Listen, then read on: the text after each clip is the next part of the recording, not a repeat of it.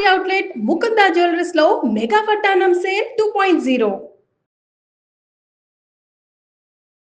నమస్కారం.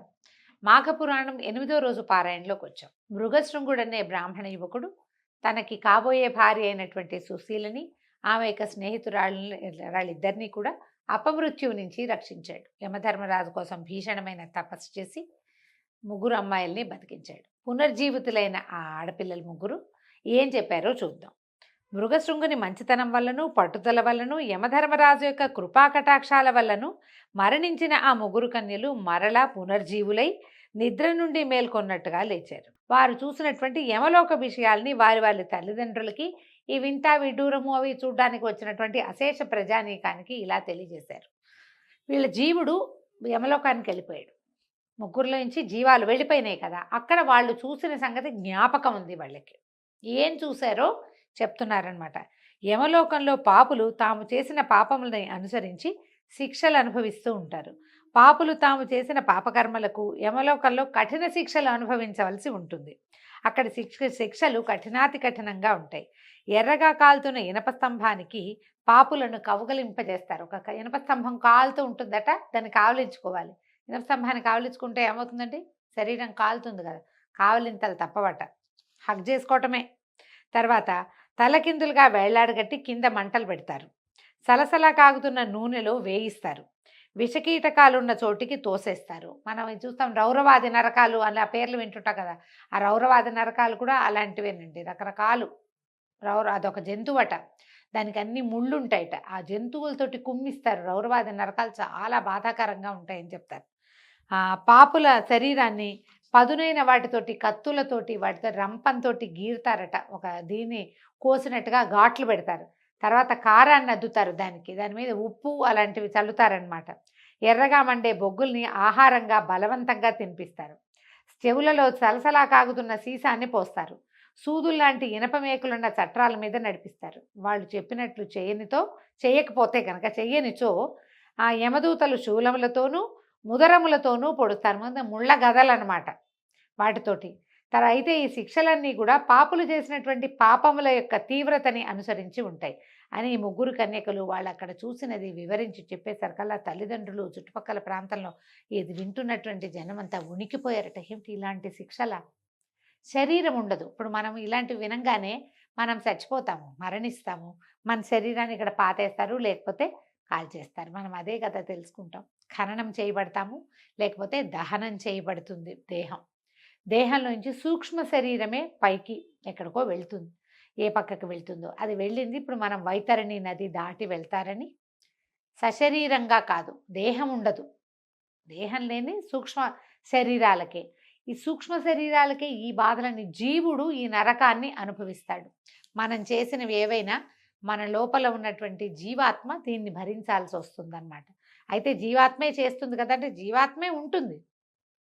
మనకు ఒక విచక్షణ, బుద్ధి, జ్ఞానము, ప్రవర్తన నియమావళి, క్రమశిక్షణ, ఏదో తపస్సు, పూజ, గీజ ఇవన్నీ చెప్పబడ్డాయి కదా. మనం అవన్నీ చెయ్యము, కొన్నే చేస్తాం. ఏవో చేసిన వాళ్ళు చేస్తారు, చేయని వాళ్ళు ఏమీ చేయరు. నువ్వు ఇది పూజ చేసుకోవాలి నాయన, రోజు పొద్దునే సంధ్యావందనం చేయాలంటే చేయరు ఎవరు. సూర్యుడికి దండం పెట్టుకోవాలి, చేయరు. పెద్దవాళ్ళకి దండం పెట్టాలి, చేయరు. పెద్దవాళ్ళ మాట వినాలి, వినరు. అమ్మని నాన్నని చివరిదాకా చూసుకోవాలి, చూసుకోరు. కుదరదు. ఏమిటో ఉంటాయి ఎవరి కారణాలు వాళ్ళకి.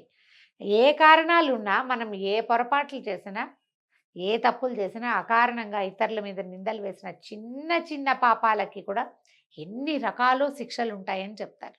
మనం ఈ పురాణాలు ఎందుకు వింటామంటే, ఎంతసేపు భక్తి కథే కాదు, దీనివల్ల మనం సరిగ్గా చేయకపోతే మనకి ఏమొస్తుందో కూడా చెప్పబడుతూ ఉంటుంది. ఇలాంటి శిక్షలు ఉంటాయి. ప్రతి తప్పుకి శిక్ష, తప్పు లెవెల్ని బట్టి శిక్ష లెవెల్ ఉంటుందన్నమాట. అది క్లియర్గా చెప్పబడుతోంది.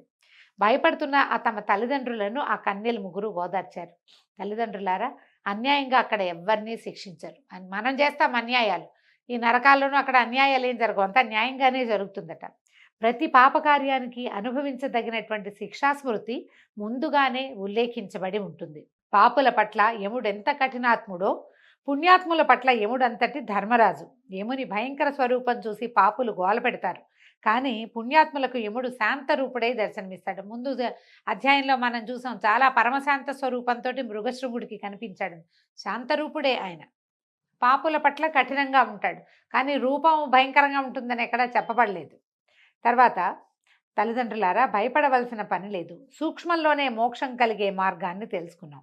ఇప్పుడు మనకి ఏం చేయాలి, ఇందులో నుంచి తప్పించుకోవాలి అంటే ఏం చెప్తున్నారు, మానవులు ఈ నరక బాధల నుంచి విముక్తి కలిగించుకోవటానికి ఒక ప్రత్యేకమైన ఉపాయం ఉంది. ఇహపర సుఖములను పొందిన మానవుడు ముక్తి నొందటానికి మాఘమాస నదీ స్నానం ఒకటే సులభ తరుణోపాయము. మనకి ప్రతిసారి చెప్తారండి, కార్తీక మాసంలో కూడా కార్తీకంలో స్నానం చేయి మోక్షం వస్తుందని చెప్తారు. ఇది కూడా అంతే. అప్పుడు చేయలేదు, అప్పుడు చాలా చలిగా ఉందండి, ఎక్కడ చేస్తామండి, మనకు పనులు ఉన్నాయి, రాత్రంతా పని చేస్తాం, పొద్దున్నే స్నానం ఎక్కడ చేస్తాం, ఇట్లా ఆలోచిస్తాం కదా. ఇప్పుడు చేయొచ్చు మనం. మాఘ స్నానం చాలా సులువండి. పైగా మాఘంలో నదీ స్నానం అత్యద్భుతం అని చెప్పారు, కానీ ఇంటి దగ్గర స్నానం చేస్తే తప్పని చెప్పలా. నది చేయగలిగితే అమోఘం, ఇంట్లో చెయ్యి, అదైనా మంచిదే. ఈ సంవత్సరం కాకపోతే వచ్చే సంవత్సరం చేద్దాం నదీ స్నానం.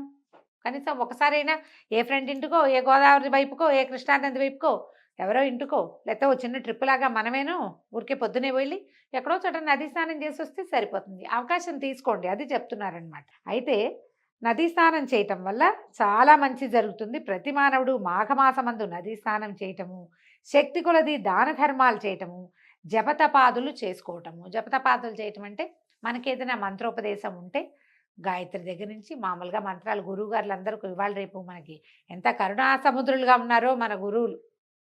ఏదో ఒక మంత్రం టీవీ ముఖత అయినా సరే చెప్పేస్తున్నారు. అదైనా చేసుకోవచ్చు కదా మనం వింటే కనుక. మనకేమీ రాదు, శ్రీరామ అనుకో, రామ అనుకోవచ్చు, అదైనా చాలు. ఎవరితోటైనా బోధ ఉంటే అద్భుతంగా ఉంటుంది. బోధ లేకపోయినా మనం చేసుకోవచ్చు. ఏదో ఒక మంత్రము జపము తపము చేసుకోవటము. తర్వాత యజ్ఞాది పుణ్యకార్యాలని చేయటము. ఏదైనా అవకాశం లభిస్తే అన్ని దేవాలయాల్లో ఇప్పుడు హోమాలు జరుగుతూనే ఉంటాయి, ఏదో ఒక దాంట్లో పార్టిసిపేట్ చేయండి ఈ మాఘమాసంలో. ఎక్కడ అవకాశం ఉంటే అక్కడ మన సమీపంలో ఉన్న ప్రతి దేవాలయంలోనూ ఏదో ఒక హోమాలు యజ్ఞాలు చేస్తూనే ఉన్నారు. కొంతకాలం క్రితం ఇట్లా లేదండి, ఇప్పుడు మనకి అవకాశాలు చాలా పెరిగినాయి. దేవాలయంలో సత్యనారాయణ వ్రతాలు చేసుకోవచ్చు, పౌర్ణమి వ్రతాలు చేసుకోవచ్చు, అభిషేకాది క్రియల్లో పాల్గొనవచ్చు. ఫలానా యజ్ఞం జరగబోతుంది, పౌర్ణమి నాడు ఫలానా యజ్ఞం చేస్తున్నాము, ఆసక్తి ఉన్న వాళ్ళు పాల్గొనండి, ఇలాంటి ప్రకటనలు విపరీతంగా కనపడతాయి. మనం రెగ్యులర్గా వెళ్ళే దేవాలయంలో ఉంటే అక్కడే కొంచెం ఏదో అమౌంట్ మనం ఇంట్లో చేసుకోవాలనుకోండి, చాలా పెద్ద పనిగా ఉంటుంది. దేవాలయంలో క్షేత్రంలో చాలా అవకాశాలు లభిస్తున్నాయి కదా. లభించే ఏదో ఒక అవకాశాన్ని, అన్నీ కాకపోయినా ఒకటి రెండింటినైనా తీసుకోవాలి. తర్వాత భగవంతుని పట్ల భక్తి శ్రద్ధలతో ఉండి ఈ మాఘమాసం అంతా కూడా విష్ణు పూజలు చేయుట ఇత్యాది పుణ్యకార్యాలు, మాఘ స్నానం చేయటము, ఇలాంటి పుణ్యకార్యాల వల్ల ఆనాటి వరకు అంటుకున్న పాపాలన్నీ నశిస్తాయి, స్వర్గలోక ప్రాప్తిని పొందవచ్చు. కావున మాఘమాసమందు ప్రతివారు నదీ స్నానము గావించుట ఉత్తమోత్తమమైన సాధనము. మాఘమాస నదీ స్నానం అత్యంత పుణ్యప్రదాయమైంది. ఇంకా చెప్తున్నారండి, ఇంకా కొన్ని ఏమేం చేయాలో. ఈ మాసంలో విష్ణు పూజ చేయటము, పురాణ శ్రవణము. ఎలాగో వింటున్నారు బుద్ధిమంతులు మీరంతా, కాబట్టి ఏం ఇబ్బంది లేదు, దీంతోటే సరిపోతుంది. శక్తి కొలది దాన ధర్మాలు, శక్తిని బట్టి దాన ధర్మాలు చేసుకోవటం.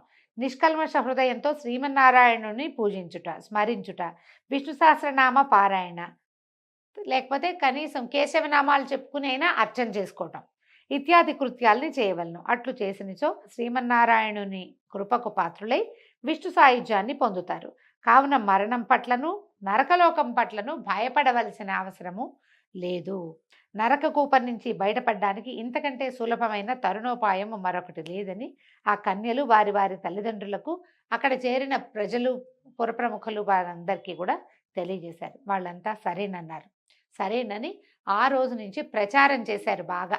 మాఘమాస నదీ స్నానము అత్యావశ్యకమైనది, తప్పకుండా సర్వులు ప్రతి వాళ్ళు నదీ స్నానం చేయండి, ఆయా వేళలు ఎవరికి ఎట్లా కుదిరితే అట్లా అని. సర్వము మాఘమాస నదీ స్నానం చేయటానికి, మాఘమాస విధులను నిర్వర్తించడానికి అంగీకరించారు. ఆ కాలానికి ఇప్పటికీ మనకు ఒక తేడా ఉందండి. ఇప్పుడు ఏదో మనం ప్రవచనకర్తలో, పెద్దవాళ్ళు, గురువుగారు, లేకపోతే టీవీలలోనూ మనం చూసి ఇదేదో మంచిదిగా చేద్దాం అనుకుంటున్నాం. ఇది నియమం కాదు, మీ ఆసక్తిని బట్టి మనం విని చేయదలుచుకుంటే. ఇది ముగ్గురు నలుగురు మాట్లాడుకుని అబ్బో ఇది చేస్తే చాలా మంచిగా మా అమ్మమ్మ కూడా చెప్పేది, అలాంటివి ఏవో మాట్లాడుకుంటాం. మనం సోషలైజ్ అయినప్పుడు కూడా మనకు తెలుస్తాయి కదా. లేదా నలుగురు ఫ్రెండ్స్ కలిసిపోయి ఏ ఆలంపూరో లేకపోతే ఏ బెదవాడో వెళ్ళి కృష్ణానదిలోనో లేకపోతే అక్కడ తుంగభద్రలోనో స్నానం చేయాలని ఊహిస్తాం, అవకాశం ఉంది. ఇప్పుడు మనం ఇలా చేస్తే, అయితే ఇందులో ఏంటంటే తప్పనిసరిగా చేయాలన్న నియమం లేదు. పాతకాలంలో ఏం జరిగేదంటే ప్రభువులు చాటింపు వేయించేవాళ్ళు, అందరూ చేయాలి అంటే అందరూ చేయాల్సిందే, ఎవ్వరూ మానడానికి వీల్లేదు. మనం చాలా ఈ వ్రత కథల్లో వాటిల్లో చూస్తాం. ఏకాదశి వ్రతమహత్యం మన అంబరీషోపాఖ్యానం చెప్పి చదువుతున్నప్పుడు అంబరీషుడు ప్రజలందరూ ఏకాదశిని నిర్వర్తించాలి అని ఖచ్చితంగా ఆజ్ఞ జారీ చేసి ఉంచాడు. అందుకని ఆ దేశంలో ఉన్న వాళ్ళందరూ ఏకాదశి వ్రత మహత్యాన్ని అనుభవించారు. వాళ్ళంతా కూడా ఏకాదశిని చేసుకునేవాళ్ళు. అలా మనకి ఇప్పుడు ఈ పాత రోజుల్లో ఏంటంటే ఒక ఆజ్ఞలు జారీ చేసి అందరూ ఏంటంటే ఎవరో గర్భవతులు, చంటి పిల్లల తల్లులు, పాలింతరాళ్ళు, వృద్ధులు, ఏదైనా రోగగ్రస్తులు, చలికాలం అవి పడని వాళ్ళు, అసలు నీరే పడని వాళ్ళు కొంతమంది ఉంటారుగా, వాళ్ళని వదిలిపెట్టి చేయగలిగే వాళ్ళందరూ కూడా ఆ అవకాశాన్ని వినియోగించుకునేవాళ్ళు. ఇప్పుడు మనం కూడా అలాంటిదే చేసుకుంటే బాగుంటుంది. అవకాశం ఉంటే చూడండి మరి. అయితే దీంతోటి 8వ రోజు పారాయణ పూర్తయిందండి. రేపు ఉదయం 9వ రోజు అధ్యాయంలో మళ్ళీ కలుసుకుందాం. నమస్కారం.